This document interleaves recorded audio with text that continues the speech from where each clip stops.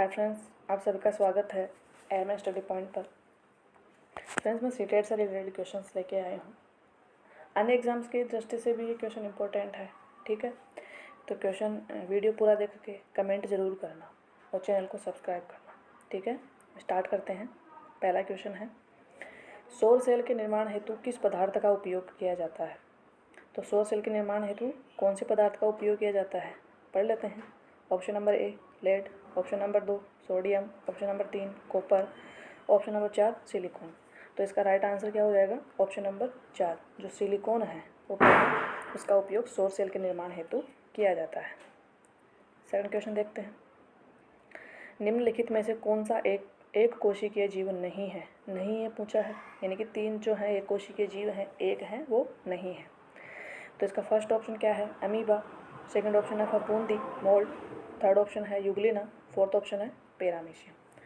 तो आपको पता है सभी को कि जो अमीबा होता है वो क्या होता है, एक कोशिकीय होता है। यूग्लिना भी एक कोशिकीय है, पैरामीशियम भी क्या है, एक कोशिकीय। लेकिन जो फफूंदी होती है, मोल्ड जो होती है, वो क्या होती है, एक कोशिकीय नहीं होती, ठीक है। तो यही हमें पूछा है कि कौन सा एक कोशिकीय जीव नहीं है। तो मोल्ड जो फफूंदी जो है वो एक कोशिकीय जीव नहीं है। नेक्स्ट क्वेश्चन देखते हैं। नेक्स्ट क्वेश्चन है, रूपांतरित जड़ों का उदाहरण है, यानी कि कौन सा जो इसमें जो ऑप्शन है 4 इनमें से कौन सा जड़ों का रूपांतरण रूप होता है।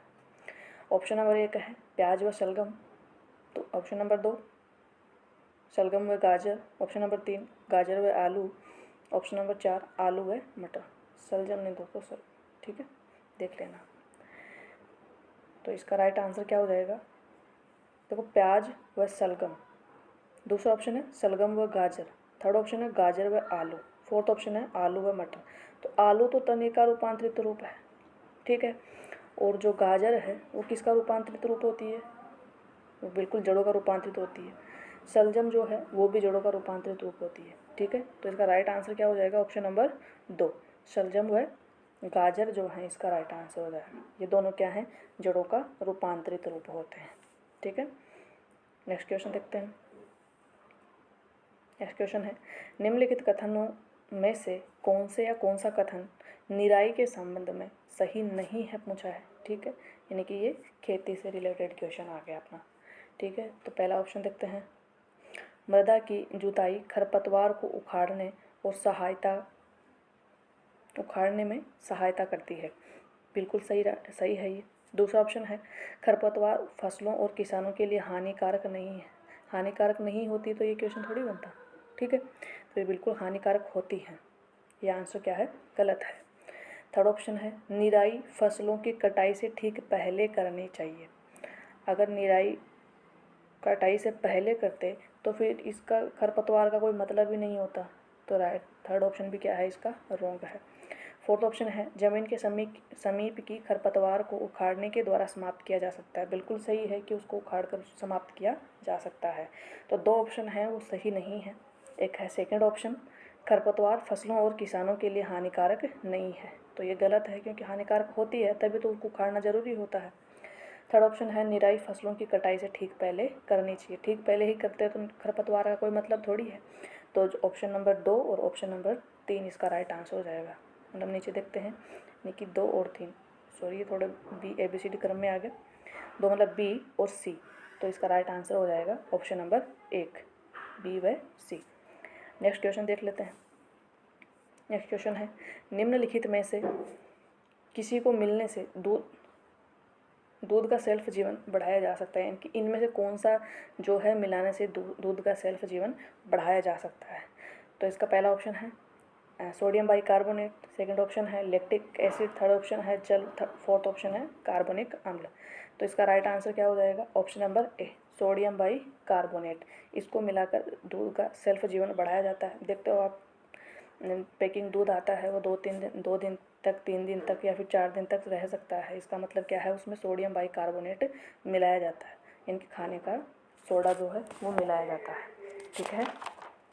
देखते हैं लैक्टिक एसिड। देखो सेकंड ऑप्शन है लैक्टिक एसिड, तो खुद दूध में होता है, ठीक है। लैक्टिक एसिड तो होता है खुद दूध। तो इसका राइट आंसर क्या हो जाएगा, सोडियम बाइकार्बोनेट, ठीक है। नेक्स्ट क्वेश्चन देखते हैं।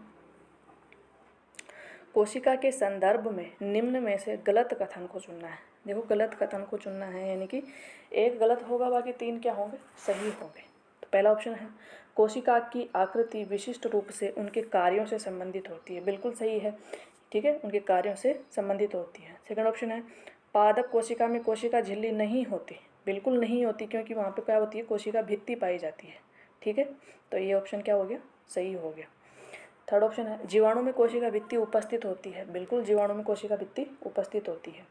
फोर्थ ऑप्शन है न्यूरॉन की आकृति, न्यूरॉन है, ठीक है, न्यूरॉन की आकृति क्या होती है, तकली के जैसी होती है। आपने न्यूरॉन देखा है, ठीक है, तंत्रिका कोशिका आपने सभी ने देखी है, तो इसकी आकृति तकली के जैसी नहीं होती, ठीक है, आपने सबने देखी है इसकी आकृति ऐसी, यह है तंत्रिका कोशिका, ठीक है। तो इसकी आकृति तकली के जैसी नहीं होती, तो इसका जो फोर्थ ऑप्शन है वो इसका राइट आंसर हो जाएगा कि न्यूरॉन की आकृति तकली के जैसी होती है इनकी, ठीक है, फोर्थ ऑप्शन। नेक्स्ट क्वेश्चन है विद्यालय के एक समूह ने एक बच्चे ने मसूड़ों से रक्त बहने की शिकायत की, ठीक है, विद्यालय के एक बच्चे ने मसूड़ों से रक्त बहने की शिकायत की, तो निम्नलिखित में से किस वस्तु की अंतर्गत में वृद्धि उसके लिए सहायक होगी, यानी कि जो 4 ऑप्शन दिए गए हैं उनमें से उस बच्चे को ऐसा क्या खिलाया जाए कि उसमें जो मसूड़ों से रक्त बहने की शिकायत है वो दूर हो जाए, ठीक है। तो हमें पता है मसूड़ों में जो रक्त बहता है वो क्या होती है, स्कर्वी होती है, ठीक है, विटामिन ए होता है, सॉरी विटामिन ए नहीं, सॉरी विटामिन सी होता है, ठीक है, विटामिन सी होता है, विटामिन ए तो रेटिनॉल होता है जो आँखों के लिए होता है, विटामिन सी जो है स्कर्वी जो है, ठीक है, यानी कि खट्टे पदार्थ जो हैं। तो इन ऑप्शन देखते हैं। ऑप्शन नंबर ए है चावल, ऑप्शन नंबर 2 है आंवला, ऑप्शन नंबर 3 है दूध, ऑप्शन नंबर 4 है गुड़। तो इसका राइट आंसर क्या हो जाएगा, ऑप्शन नंबर 2, जो आंवला है वो उस बच्चे को दिया जाए तो उसके मसूड़ों में रक्त बहने की समस्या क्या हो सकती है, दूर हो सकती है, ठीक है। नेक्स्ट क्वेश्चन देखते हैं निम्नलिखित में से कौन सा एक कोशिकीय जीव नहीं है। एक क्वेश्चन फिर से रिपीट हो गया, ठीक है, कौन सा नहीं है, तो अभी हमने किया था जो ऑप्शन नंबर 2 है वो इसका राइट आंसर हो जाएगा, फफूंदी जो होती है वो एक कोशिकीय जीव नहीं होती।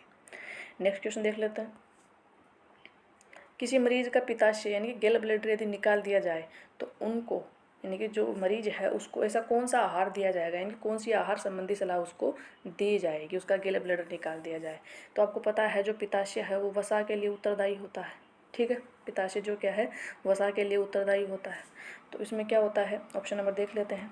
ऑप्शन नंबर ए है उच्च प्रोटीन आहार से बचें, भोजन में नमक की मात्रा से बचें, या फिर थर्ड ऑप्शन है उच्च वसायुक्त आहार से बचें, या फोर्थ ऑप्शन है हरी साग सब्जी खाने से बचें। तो अभी बताया मैंने, तो इसका राइट आंसर क्या हो जाएगा, ऑप्शन नंबर 3, उच्च वसायुक्त आहार से बचना चाहिए उसको, ठीक है।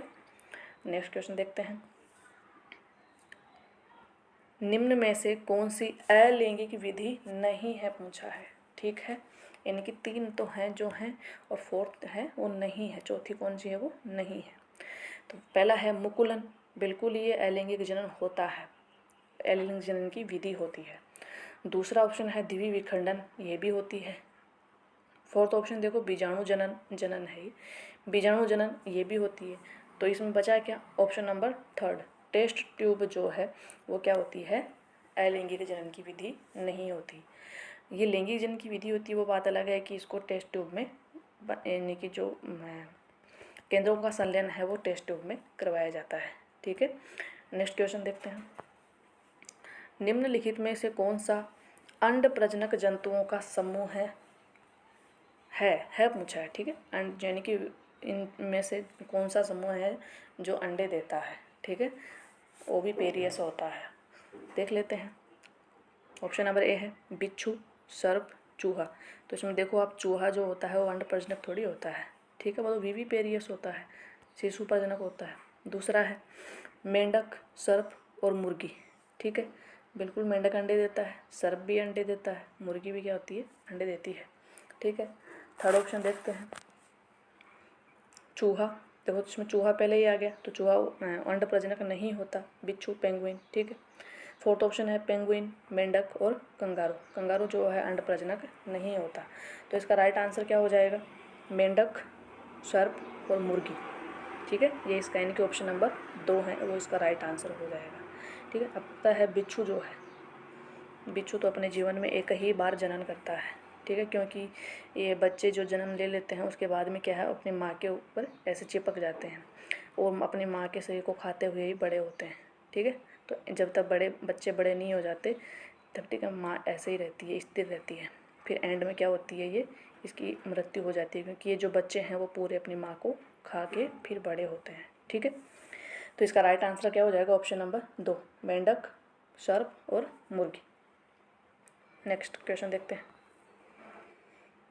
निम्नलिखित में से असमतापी यानी कि कोल्ड ब्लडेड जीवों का समूह है कौन सा होता है, ठीक है। देख लेते हैं ऑप्शन नंबर, पहले ऑप्शन देखते हैं।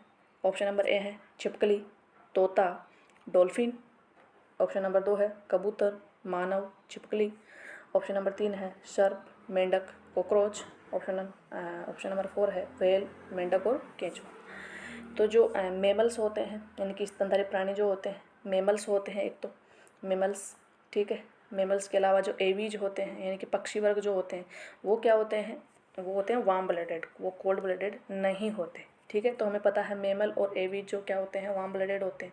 अब इसमें देख लेते हैं ऑप्शन में हम, देखो छिपकली, तोता, तो तोता इसमें क्या आ गया, पक्षी वर्ग आ गया, तो ये ऑप्शन तो क्या हो गया, गलत हो गया। सेकंड ऑप्शन है कबूतर, मानव, छिपकली, देखो इसमें मानव आ गया, ठीक है, कबूतर आ गया, तो ये ऑप्शन नंबर क्या हो जाएगा, गलत हो जाएगा। नेक्स्ट क्वेश्चन देख लेते हैं, सॉरी नेक्स्ट ऑप्शन है सर्प, मेंढक और कॉकरोच, ये बिल्कुल सही हो सकता है। फोर्थ ऑप्शन देख लेते हैं एक बार, व्हेल, मेंढक और केंचुआ, ये ऑप्शन बिल्कुल गलत है, क्योंकि जो व्हेल है वो क्या होती है, मेमल्स होती है यानी कि स्तनधारी प्राणी होती है, ठीक है। तो इसका राइट आंसर क्या हो जाएगा, ऑप्शन नंबर 3 जो है सर्प, मेंढक और कॉकरोच, ये क्या होते हैं, कोल्ड ब्लडेड होते हैं, ठीक है। कोल्ड ब्लडेड का मतलब है कि वातावरण के अकॉर्डिंग उनका जो बॉडी टेम्परेचर है वो चेंज होता रहता है, ठीक है। जो कि मानव होता है, जो पक्षी होते हैं उनका नहीं होता। हमने पढ़ा है कि मानव का बॉडी टेम्परेचर कितना होता है, 37 डिग्री सेल्सियस होता है, ठीक है। तो इसका राइट आंसर हो जाएगा ऑप्शन नंबर 3, सर्प, मेंढक और कॉकरोच।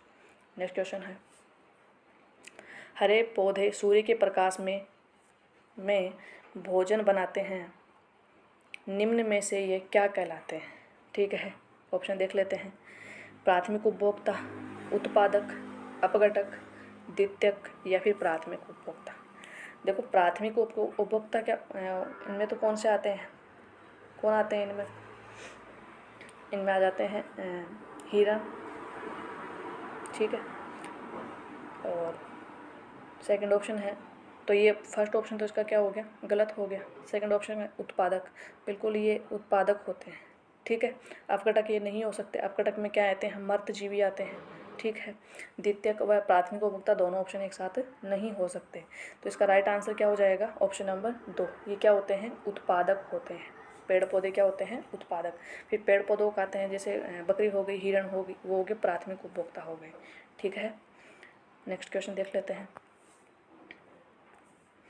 निम्नलिखित में से किन कोशिकाओं में स्वयं का डीएनए होता है, ठीक है। देखते हैं कौन कौन से ऑप्शन पढ़ लेते हैं एक बार।